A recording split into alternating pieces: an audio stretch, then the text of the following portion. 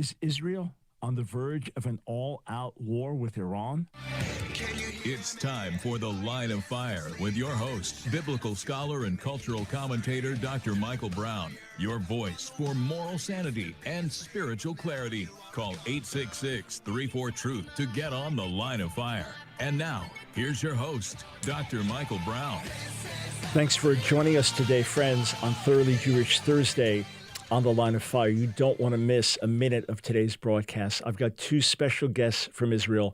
One, a first responder to a massacre of children at a soccer game in Golan Heights this past Saturday. The second, a longtime friend, Messianic Jewish leader from Israel, as we talk about the larger conflict now with Israel taking out the political leader of Hamas, as well as a key military leader for Hezbollah, Iran calling for a direct attack on Israel. Things heating up very, very intensely. I will not be taking calls as I normally do. Sit back, take in the broadcast. What we're going to do, and we've never done before, with all the talk on the ground, talking to leaders serving in Israel. I myself saw the footage from October 7th and reported on that. And then on my trip to Israel in June, went to the site of the Nova Music Festival with a couple hundred plus young people and partiers slaughtered there in cold blood. Went to the field where all the burned and bullet-ridden cars are parked, stacked up. We've done our best to report from the front lines, but we've never done what we're about to do, and it's almost a little scary. But we want to talk to a first responder. Magen David Adom is the Israeli Red Cross, literally the red shield of David, but it's the Israeli Red Cross. And Arya Myers is one of the people who was a first responder when a Hezbollah missile fell in the midst of a soccer game in a Druze community in the Golan Heights. The Druze are kind of their own people. They will fit in whatever society they're in the Middle East. They have kind of an offshoot of an Islamic faith, but they will serve in the military. They are patriotic, and here they're the last ones that want to be involved in a conflict like this. Arya, thanks so much for joining us from Israel in the evening. I appreciate you being on the Line of Fire today. Thank you. Thank you very much. Thank you for welcoming me. Yes, I can hear you. So how long have you been working with Magen David Adom? So I've been with Magen David Adom for 12 years. I've been a paramedic in the organization for all of that time. The last couple of years, I've also been working with Magen David Adom's International Relations Department. All right, and how many times have you served as a first responder? Served as a first responder. I've been serving as a first responder for well over 20 years. I started off in the UK as an EMT and paramedic, and then I moved to Israel 12.5 years ago, and it's been my full-time role for all of that time. Wow, extraordinary. How did this scene strike you? You've been doing it all these years. You've seen things that most of us could not even imagine. In a lifetime, we never see what you've seen many times. What was the scene like, Arya? So we've, like you say, unfortunately, first responders in all the security services and all the emergency services face scenes that are difficult to comprehend. Things that we will sometimes see once a week or once a day when people only see it once in a lifetime, if that. And the scenes that we have been seeing since October 7th have been extremely difficult. The scene on this past Saturday, although I wasn't there personally, but the scenes that we had there and that our first responders faced in the Druze village of Majd al-Shams on the Golan Heights, where 12 children were killed by this Hezbollah rocket, were horrendous scenes. One of the first responders who was on the scene, one of the first EMTs that was there, was a Magen David Adom EMT. And unfortunately, he found that his daughter was one of the casualties in this horrendous incident. Oh my! I didn't know that. I'm so sorry. So it's been, again, Magen David Adom as Israel's national EMS organization. We're the country's largest volunteer organization as well. We have just under 3,500 paid employees, but 90% of our workforce, over 33,000 people, are volunteers, and those volunteers have always been very active, very dedicated to the work that Magen David Adom does, whether that's on the front line in the EMS side of it, whether that's the blood bank. We are Israel's national blood service as well. Whatever the roles are that we play within the Israeli society, we have members of every single part of Israeli society, whether they're from the Muslim population, the Druze population, like you mentioned, whether that's the Christian population, the Jews, the ultra-Orthodox. Every single part of Israeli society is very much represented within Magen David Adom. And it's one of our strengths in the fact that we are inside every single one of the every single part of Israeli society. What are some of the worst things that you've seen over the years?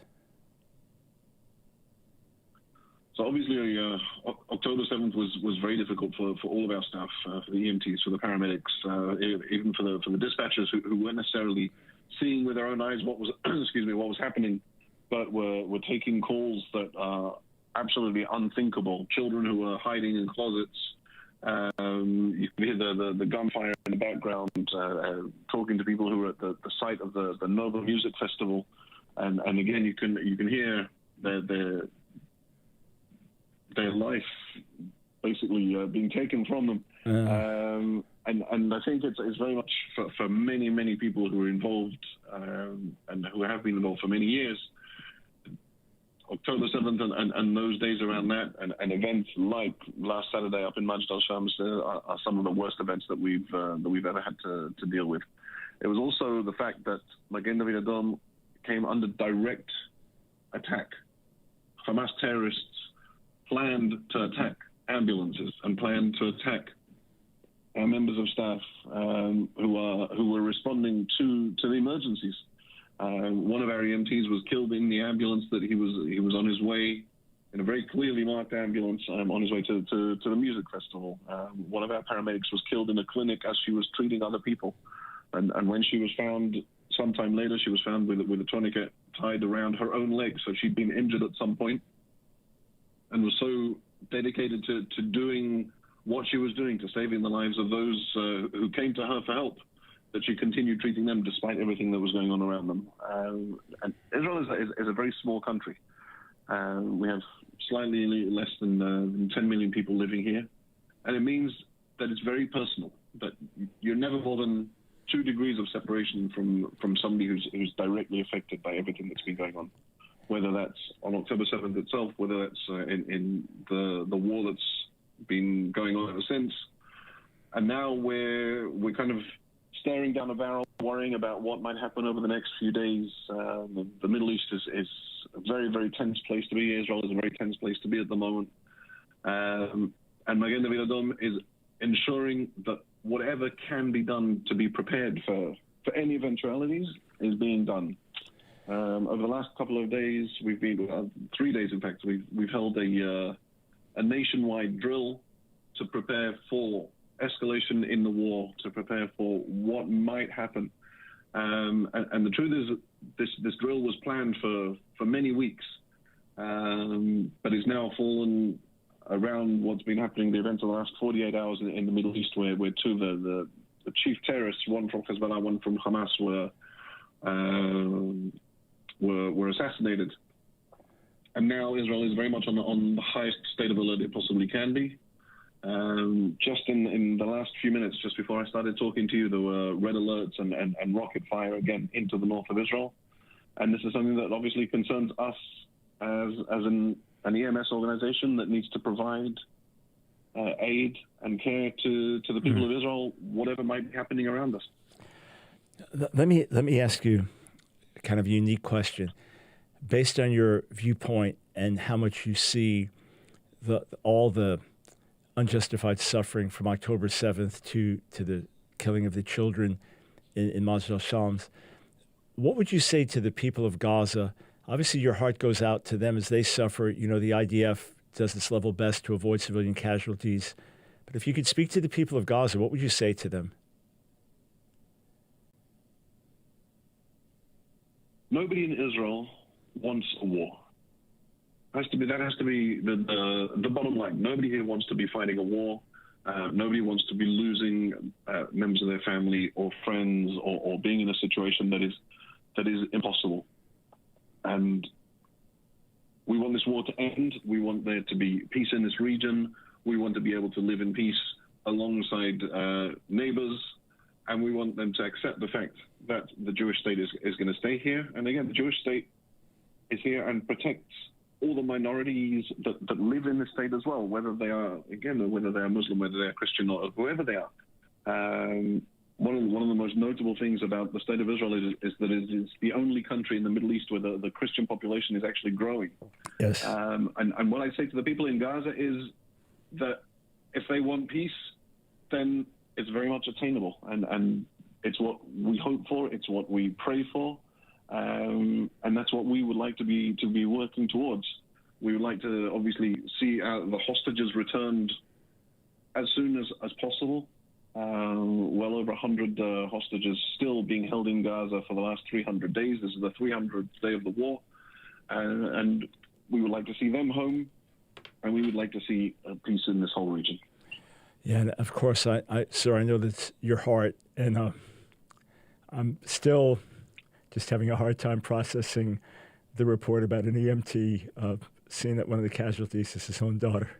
But that's why we asked you to be on the air, sir, just so people can feel the reality and the weight of this. I'm looking at the website, M as in my gain, D as in David, AIS. So mdais.org. This would be a great time and a great place to make a donation, friends, especially when you realize how much of this is volunteer and how much is this, whoever it is, if it's a Muslim that's been killed, Israeli Jew that's been killed, Druze, a Christian, they're there the same way, mdais.org. Go there and tell fellow human beings we're standing with you in the land of Israel. Arya, thank you so much for joining us. I deeply appreciate what you're doing and taking the time to be with us. Thanks so much. Thank you very much. All right. All right. God bless. God bless.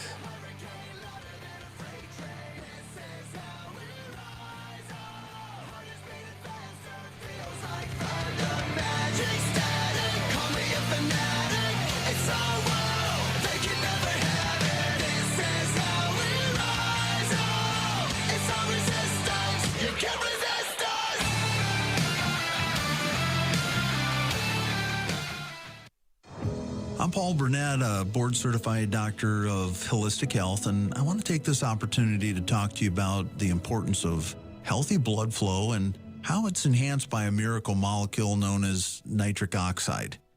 You see, blood vessels release nitric oxide, which increases blood flow, known as something called vasodilation. At Trivita, we take blood flow seriously for our members, and we've developed a nitric oxide plus supplement that has been formulated with natural ingredients designed to maximize nitric oxide production in our blood vessels, which increases blood flow. You may be wondering why you don't have as much energy as you used to. One study that I came across revealed that by the age of 40, we only produce about 50% of the nitric oxide production as compared to our 20s. And by the age of 70, the study showed that we're only producing about 15 to 25%. I have good news. As we age, there's another way for our body to increase nitric oxide production, and that's by converting nitrates in vegetables like beetroot into nitric oxide. Bottom line, with more nitric oxide, we stimulate more blood flow to our vital organs, and we experience more energy while supporting healthy blood pressure. Trivita's Nitric Oxide Plus has been formulated to increase nitric oxide production and blood flow at every age. To place your order for products to support your wellness goals, call 1-800-771-5584 or online at Trivita.com. As a Trivita introductory offer, use promo code BROWN25 and receive a 25% discount on the products of your choice. Call 1-800-771-5584. 800-771-5584. May you live with greater wellness. It's The Line of Fire with your host, Dr. Michael Brown. Get on The Line of Fire by calling 866-34-TRUTH. Here again is Dr. Michael Brown.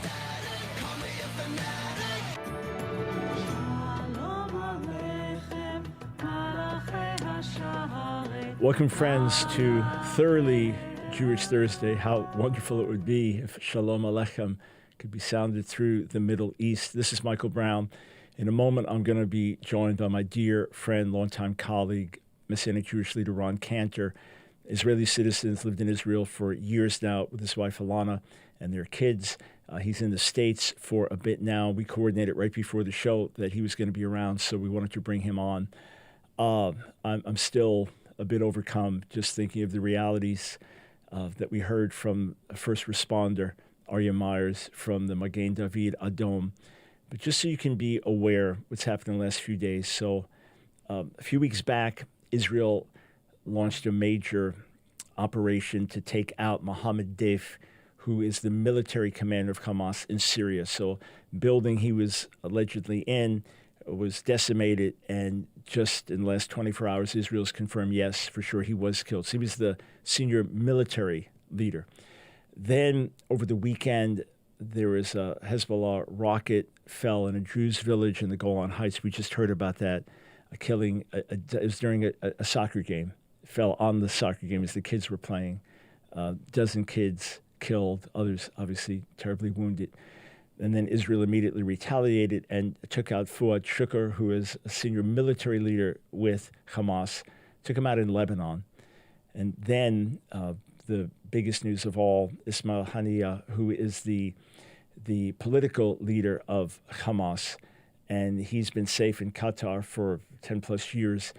He was in Iran for the inauguration of the new president and was killed with a rocket going into his bedroom in Tehran, taking him out, and his Iranian bodyguard who was there. He's lost several of his sons, been taken out by Israeli weapons, as well as grandchildren, because they've been that devoted to terror. So this has now peaked everything. Houthi rebels from Yemen got a rocket into Israel. Israel struck there directly. So everything is really heating up in ways I can't remember on this level from so many angles. So, Ron, always good to talk to you, even in the midst of intense times like that. Could you fill in more? I tried to just give an overview of the key events. Take us on the ground. What does it feel like? What's going on? Well, it's heavy. It's very heavy. It's intense. It's not a fun time to be in Israel and to be in the Middle East. You know, even since, if we go all the way back to October 7th, just we're not used. I know it's an intense area, but we're not used to being in a year-long war. But you summed up basically the recent history. There were 12 children that were playing soccer on Shabbat, Saturday, about a week and a half ago, from the Northern Druze village. I've been there many, many times, been there with tour groups, sweet people, wonderful people. And they're Arabs, they're not Jews. And so when Hezbollah bombs Israel, they're not saying, let's go after this military target, let's go after these soldiers, we're at war. They're just lobbing missiles. And this was a very short-range rocket, and it landed on a soccer field where kids were playing soccer. 12 were killed, dozens more injured. And we retaliated, as you said, but notice we didn't retaliate against, innocent civilians in Lebanon. We certainly have the firepower. There's nothing that they can do to stop Israeli missiles from finding its targets, but we didn't want to respond by killing, women and children. We targeted their top military leader, Shakar, as you said earlier. And, of course, they weren't real happy about that. And then it was really just hours later. And the latest news is that it was not actually Israeli missile that found its way into Ismail Haniyeh's apartment, but it was a explosive device that had been planted months before in the apartment complex. And of course, it's assumed that it was, through Mossad, but we don't have any verification of that. No one's denied it. But this guy, who is called the political leader of Hamas, and when they say that, it's almost like they're saying, "Oh, well, he's not that bad. He's not like Sinwar. Sinwar. Yeah, he's not like that." But the fact is, they're exactly alike.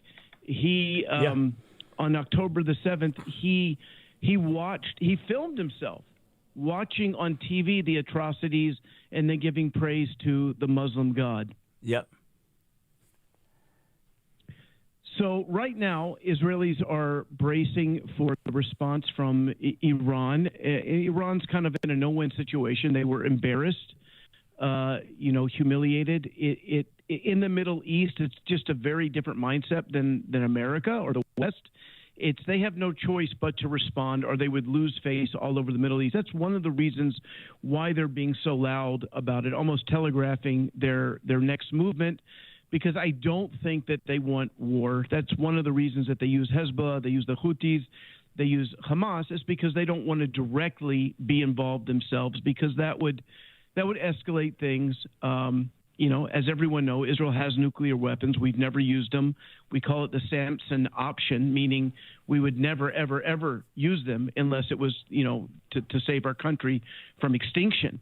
And, of course, there is America. They do not want a conflict with America. And thus far, the U.S. has said that if Iran attacks Israel, that they would have our back. So I talked to my wife this morning, and she said the mood it's very intense on the ground in Israel.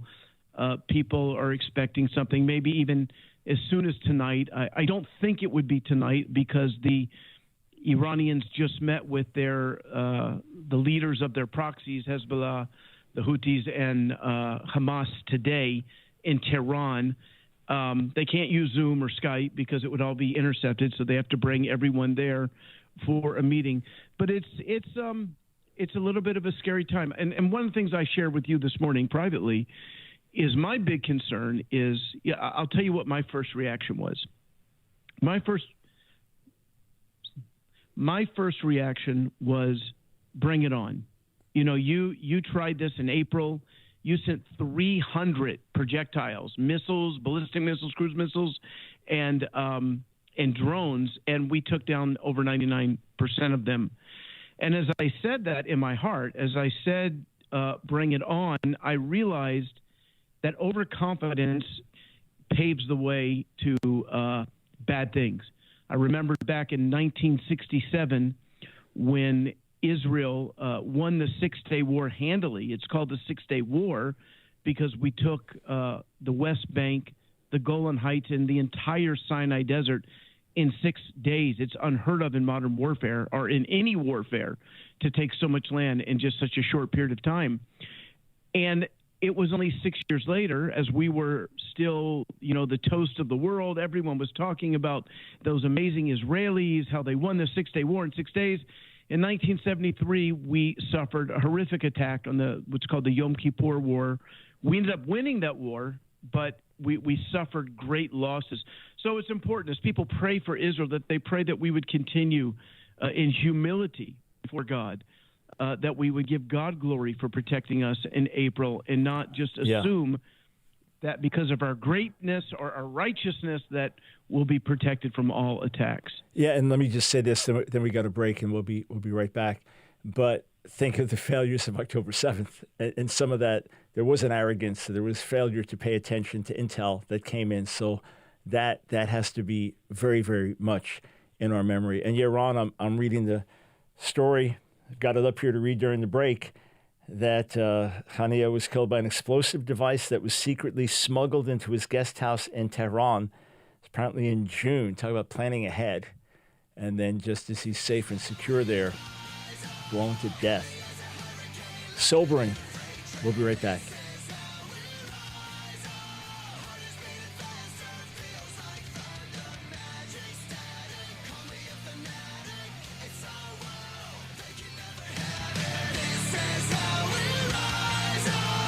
It's all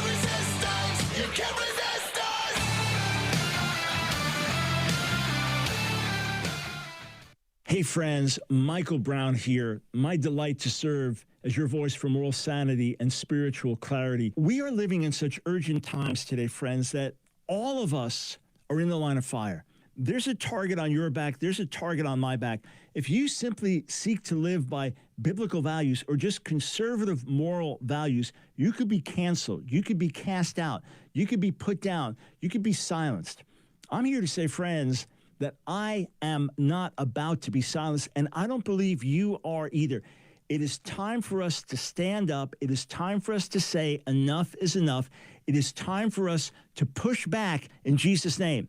Not fighting the way the world fights. No, overcoming evil with good, overcoming hatred with love, overcoming the flesh with the power of the Spirit, overcoming lies with truth. And that's what we're here to do on the Line of Fire broadcast. And friends, it's not just a broadcast. It is a movement of people around the world, God's people standing up, saying enough is enough, and saying, Lord, here we are. Send us, use us. I want to urge you today to join our support team because we are on the front lines together. And we are literally touching people around the world, in America, in the nations, in Israel. And together with your help, we're going to amplify this voice and spread this movement around the globe. So I encourage you, go right now to thelineoffire.org, thelineoffire.org. Click Donate Monthly Support. Thelineoffire.org, click Donate Monthly Support. When you do, you become a torchbearer. We immediately send you 2 great life-changing books. We immediately give you access to many classes I've taught. Others have to pay to take those. You get them for free. Exclusive video, audio content, a new audio message every month, an insider prayer newsletter, 15% discount on our online bookstore, so much more. Join our support team today. Go to thelineoffire.org. Donate monthly support. It's The Line of Fire with your host, Dr. Michael Brown. Get on The Line of Fire by calling 866-34-TRUTH. Here again is Dr. Michael Brown.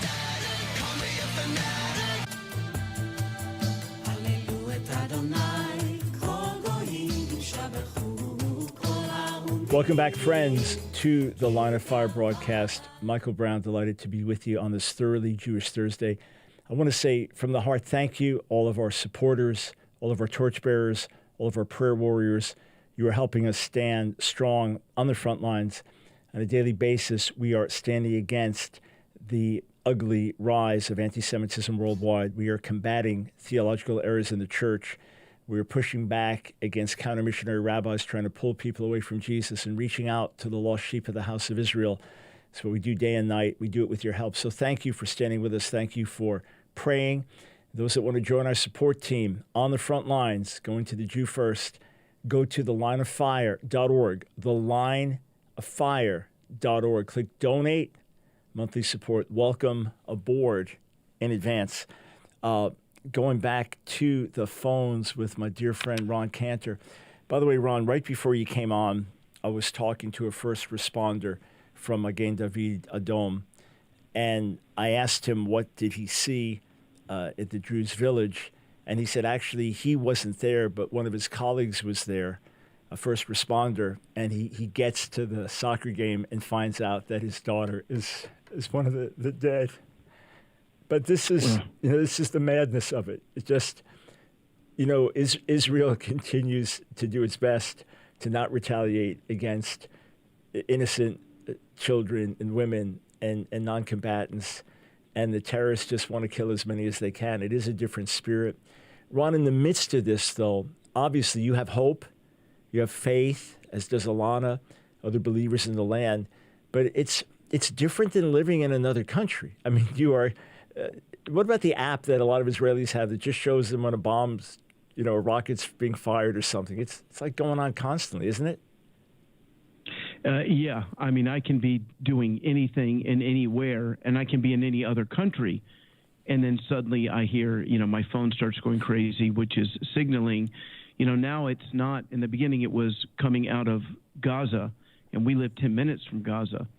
So we were often running to our safe room.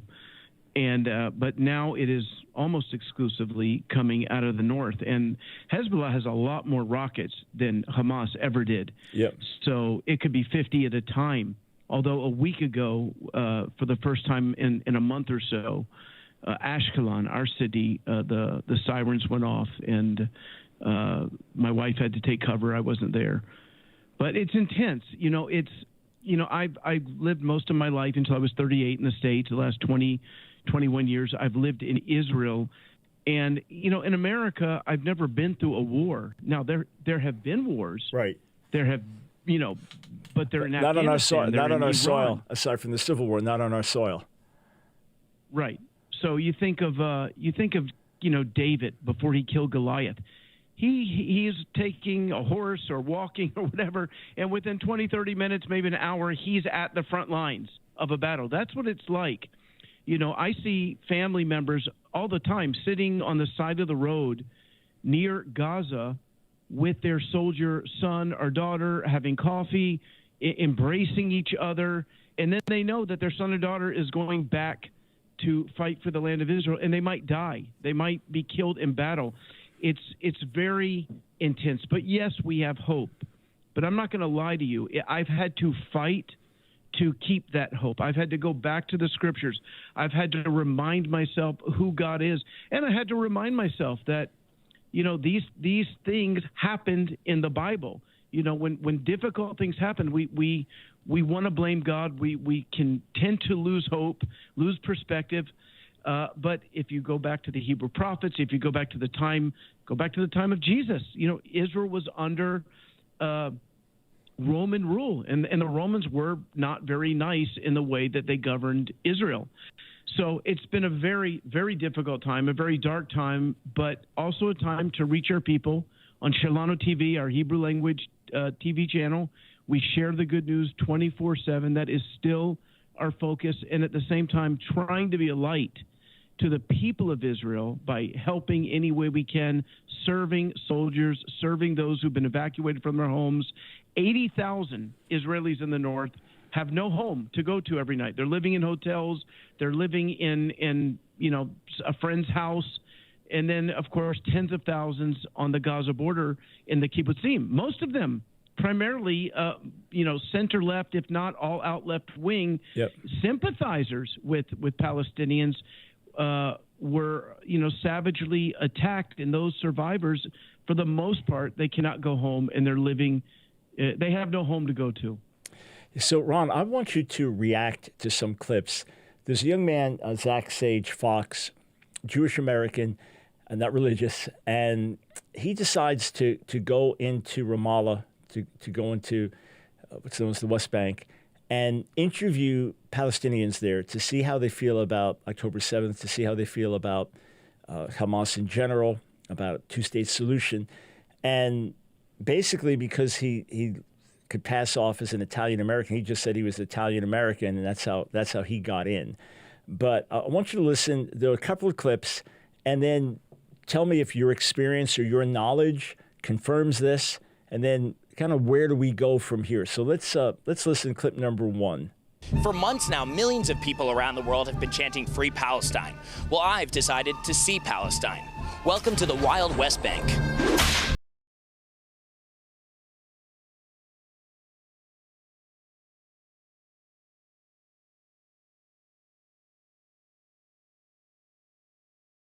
Yes. Are most Palestinians? Yeah. Palestinian people like Hamas. I'm with the resistance. Did you see the videos they posted of what they did on October 7th? Everything. And you're okay with all that? With everything they did. They killed innocent Israelis. They killed... Yes, No. they did. No. Yes, they did. Give me a picture for rape. Do you think Hamas should release the Israeli hostages? No. No. No. Nothing's named Israel. There's nothing named Israel? Yeah. The Quran mentions Israel over 100 times. Is Palestine mentioned in the Quran? No. No. The murders Hamas did on October 7th, is that okay? Yes. They have the right to do it. The problem is not Hamas. We should look at the bigger picture. They are living under occupation. But Israel left Gaza in 2005. Sure. What does Intifada mean? Violent. And neither one of us were born anywhere near 1940. We have to deal with the reality today.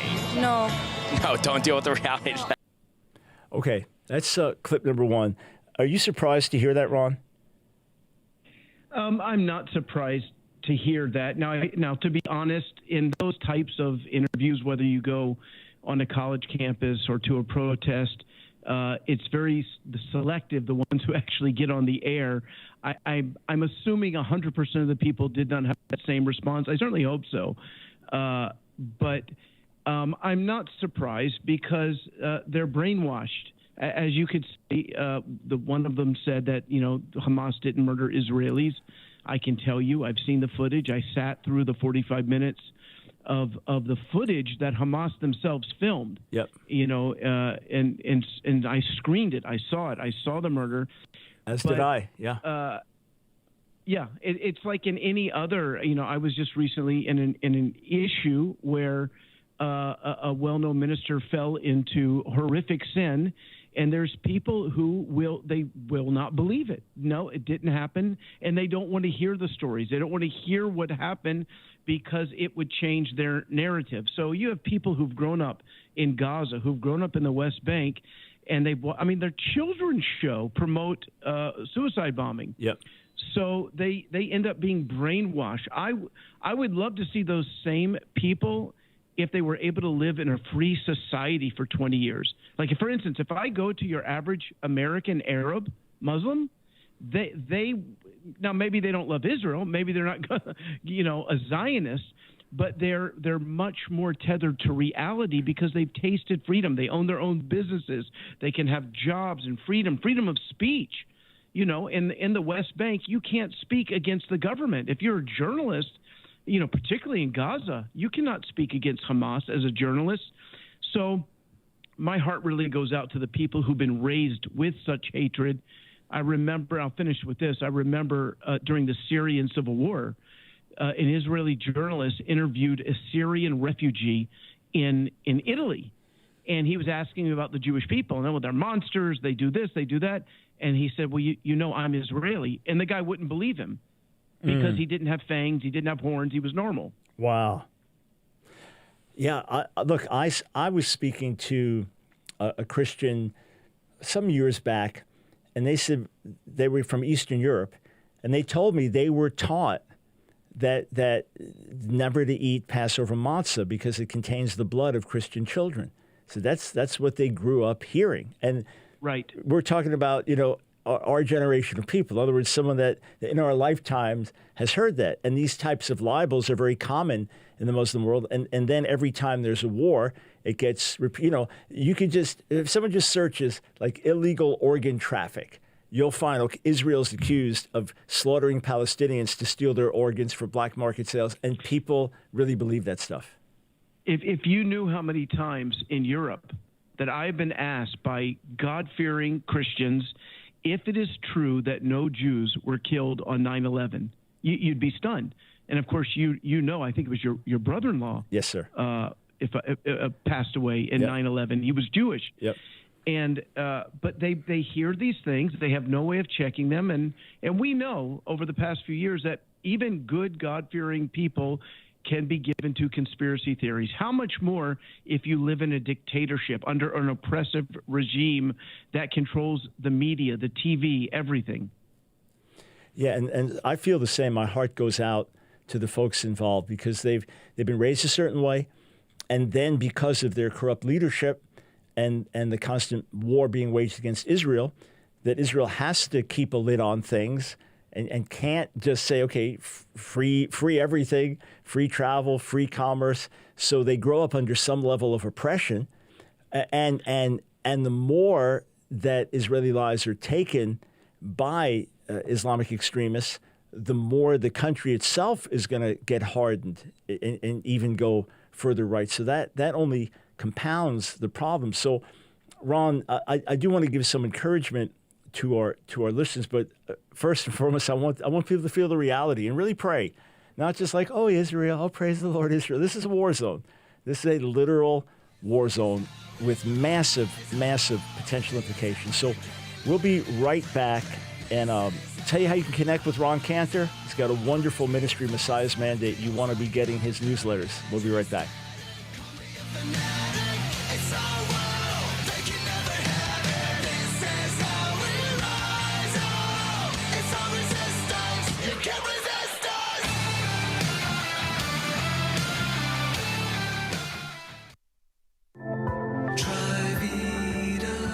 Let's hear what Trivita customers are saying. Dr. Brown, I can't wait to tell you that those supplements are absolutely amazing. My strength has gone up at least 15 pounds in everything I do. I mean, I can curl, like I'll usually do curls with arms. You know, I'll do 40 to 45. I was doing 60-pound curls 10 times in each arm. And then yesterday, I did a back workout, and I was doing weight that I haven't done since my 20s. And I usually ride my bike to the gym. It's about a 10, 12-minute bike ride. And then on the way back, after I've done my weight training, you know, I ride back, but I'm huffing and puffing.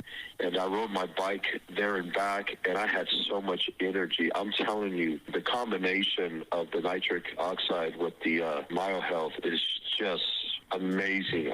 I can't believe how much strength I have right now.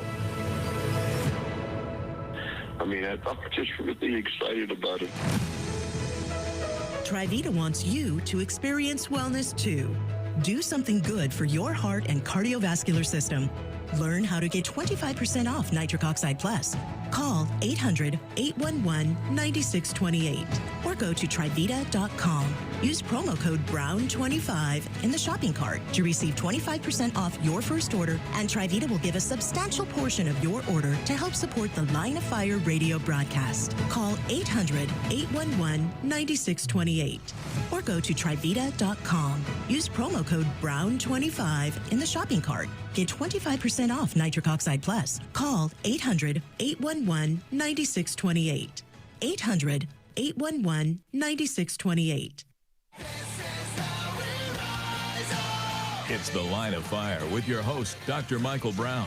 Get on the Line of Fire by calling 866-34-TRUTH. Here again is Dr. Michael Brown.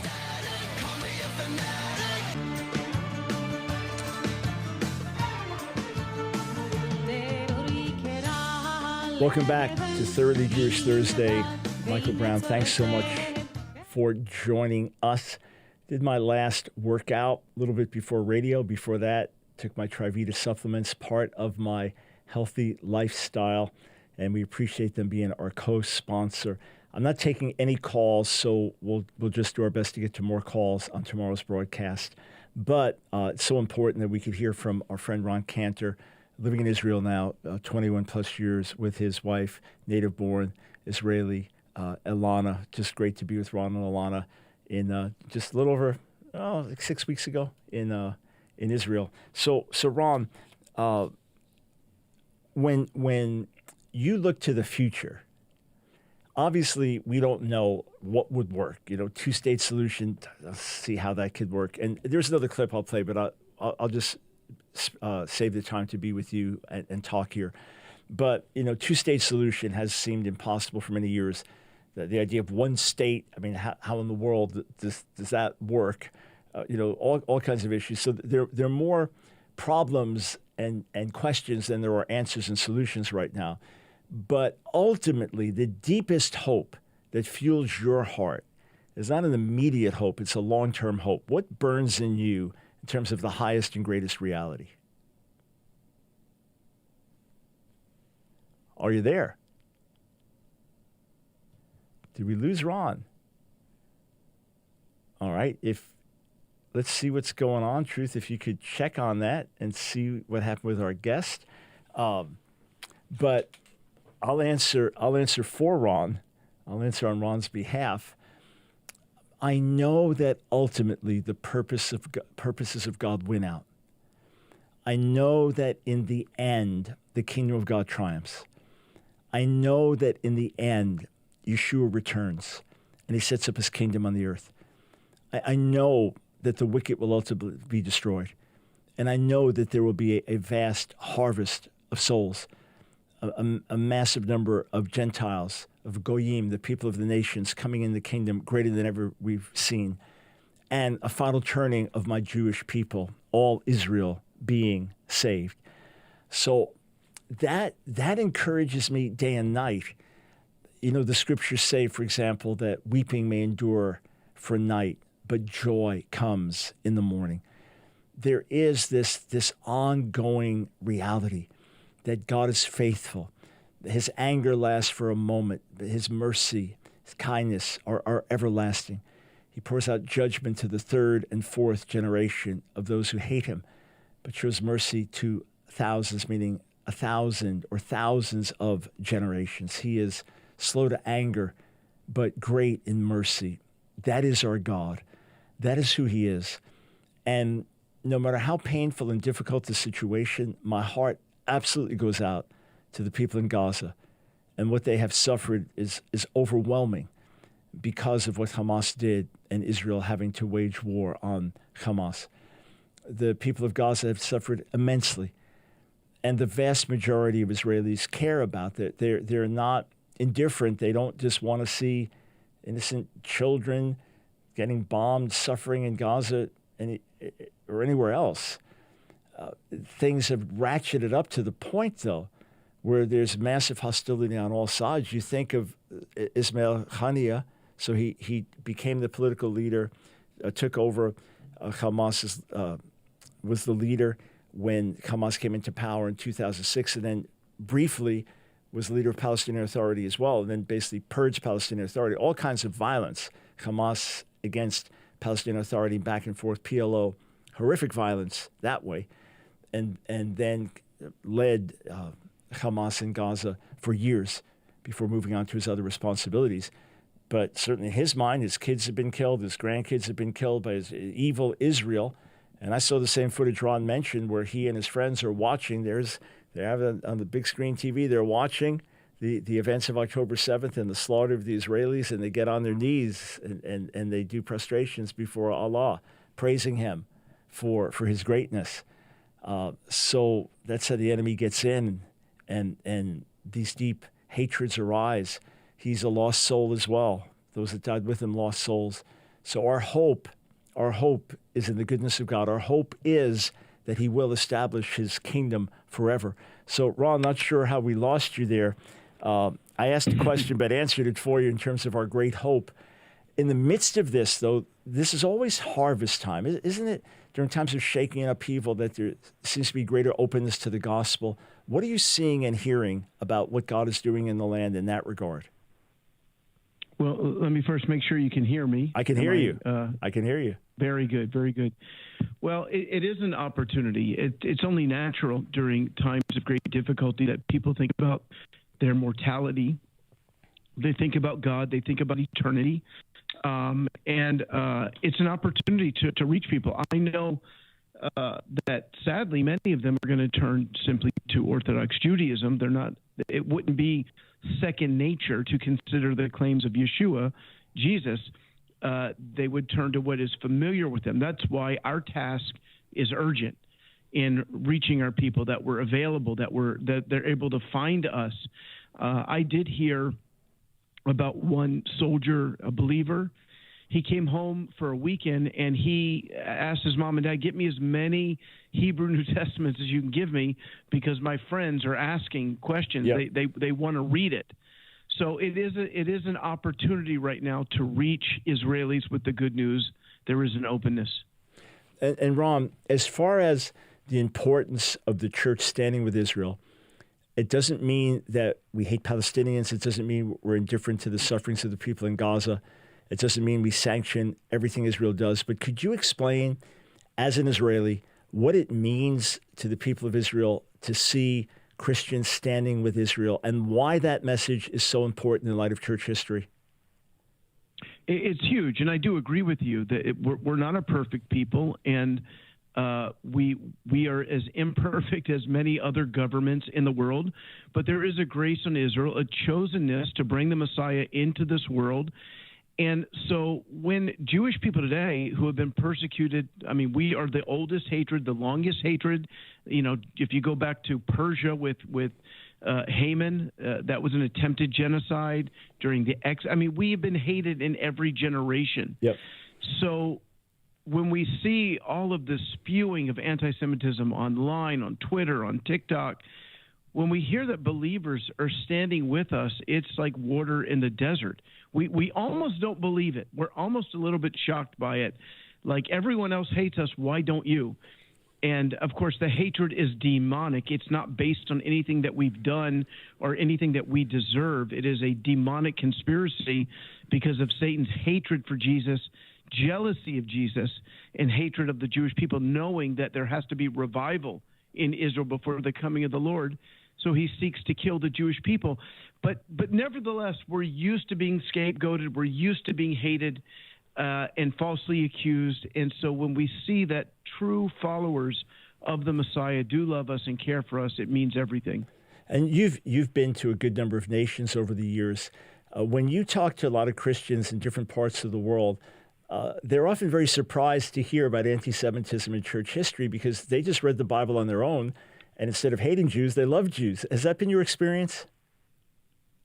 Yes, it has, and not only with believers. I was just in Europe, and everywhere we went, Elon and I, we were speaking in several different countries, and everywhere we went, we told people we're from Israel. I didn't want to hide from it, and I braced for a negative reaction because of what we'd see online, and with only one exception, everybody was encouraging.